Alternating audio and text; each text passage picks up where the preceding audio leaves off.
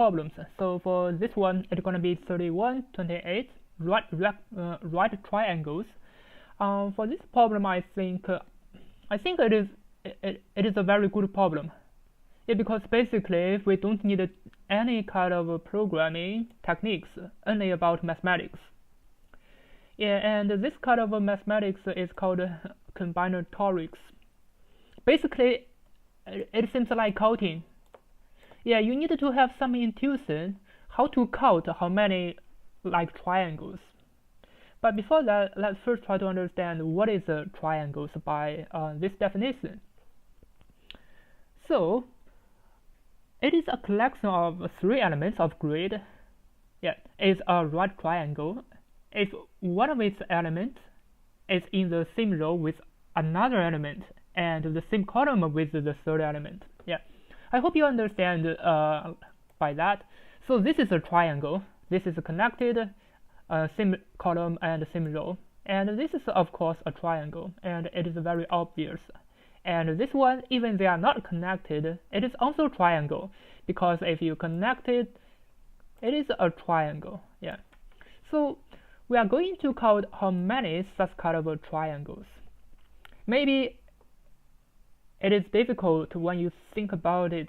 Yeah, because basically you need to use, maybe you're gonna use the brute force, you're gonna check all the possible dots. But that is gonna be time limit exceeded, because as you can see, the length of the grid is 1000. Yeah. But if you use the brute force, basically you're gonna enumerate all the possible dots. Yeah, it's like 10 to the power of 9. Definitely it cannot pass. Yeah, because if you turn it, it's not 10 to the power of 9, so this is a 1000.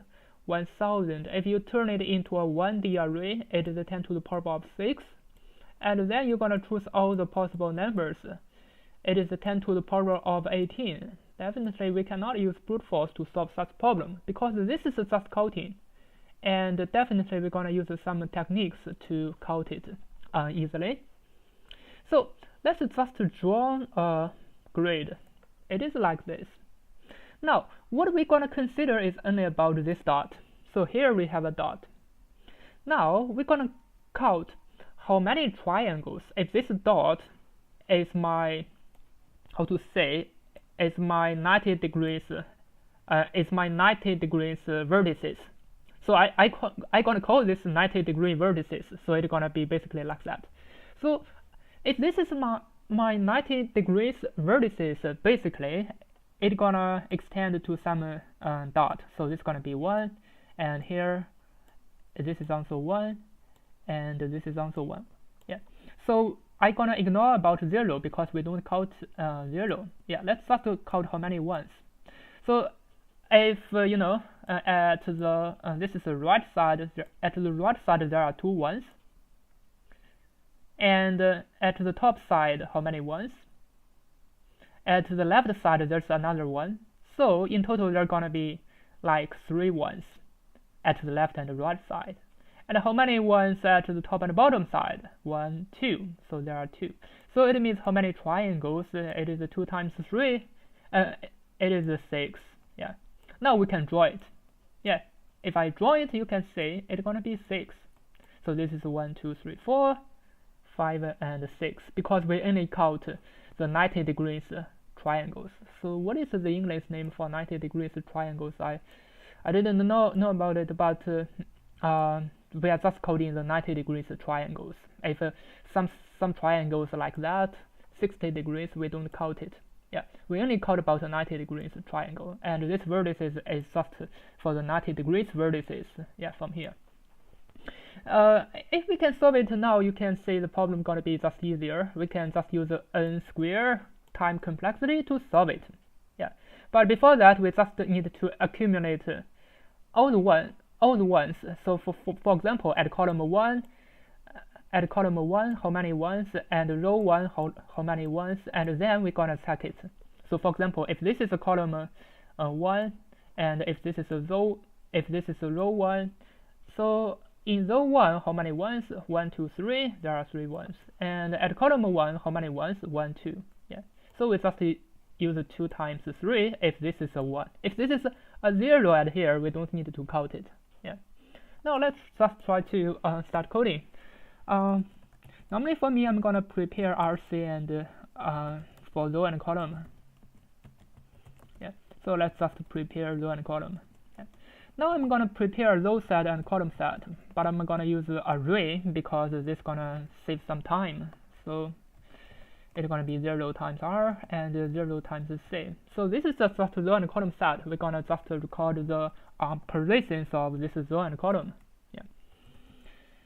Yeah. So later on we're gonna combine this row and column together, because basically this is just on time, on space for the space complexity, because we don't need to prepare a grid. We just need to prepare a row and column array, and that is enough to store all the informations. Yeah. So for r in range r, for c in range capital C. Now we are going to put it inside our row set and column set, but here it is a row array and column array. Yeah. But before that, we need to check if this grid RC equal to 1. Now we're gonna count it. So directly we're gonna count it as row R plus equal to 1 and column C plus equal to 1. Yeah. Now we finish all our coding. We just need to get the final result. So I'm gonna check the result as 0. So for R, yeah, let me just copy this area, so maybe just to save some time. Yeah. So similarly, we just need another 2 for loops for R in range, for C in range, and we're gonna check the grid. So if this grid equal to 1, we're gonna record the result. Yeah. But currently, for our counting includes this one. So if this is a triangle area, our counting also includes this one. But for our calculation, we need to exclude it.